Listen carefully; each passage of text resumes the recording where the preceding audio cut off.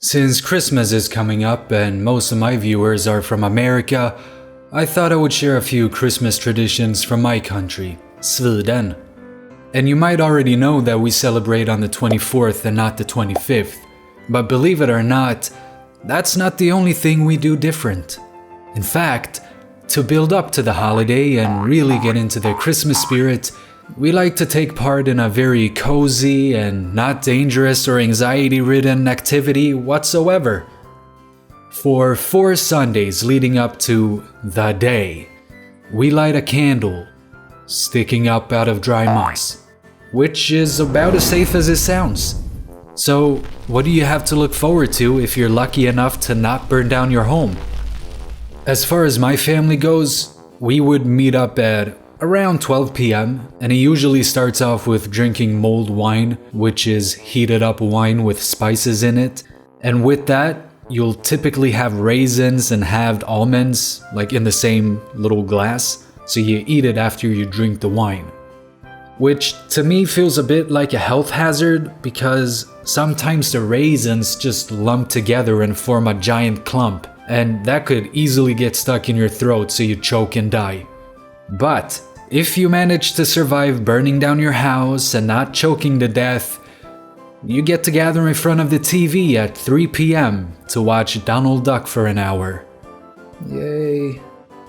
Usually it would just be me watching it, with the rest of the family arguing in the kitchen while grandma cooks. So, what Swedish goodies are served for Christmas in Sweden? Well, here's a picture of a normal Christmas situation. It's copyrighted, so hopefully I don't go to jail. But let's see, what do we have here? Alright, so here we have what's called bread. And this is a Christmas variety with spices in it. Things like cardamom, ginger, and stuff like that.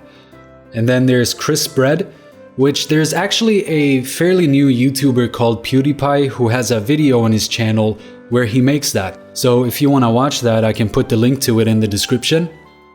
Butter, cheese, I have no idea what this is. Then there's eggs with fish eggs or caviar, if you will. I'm pretty sure those are the same things, right? My family serves it without, and then you can put it on if you want to.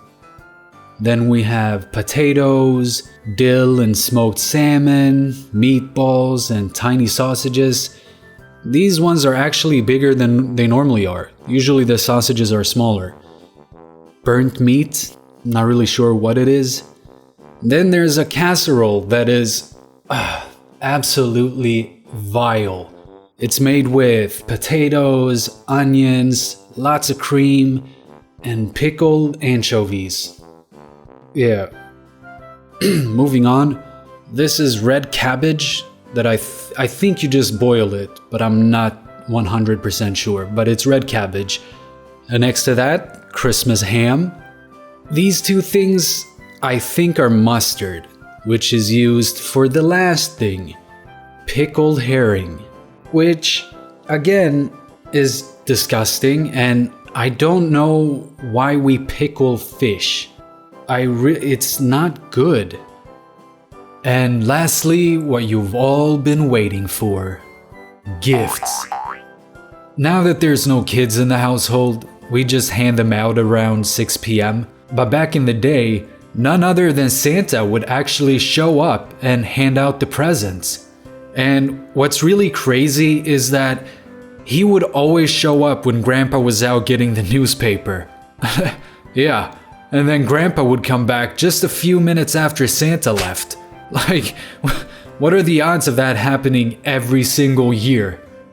I don't know, but after Santa left and Grandpa came back, we all started opening the presents all at the same time, which I prefer, because I don't like when everyone's looking at me when I open the gifts. But once everything is unwrapped and you're thoroughly disappointed, you can go home and cry yourself to sleep. And that, ladies and gentlemen, is what we call Christmas.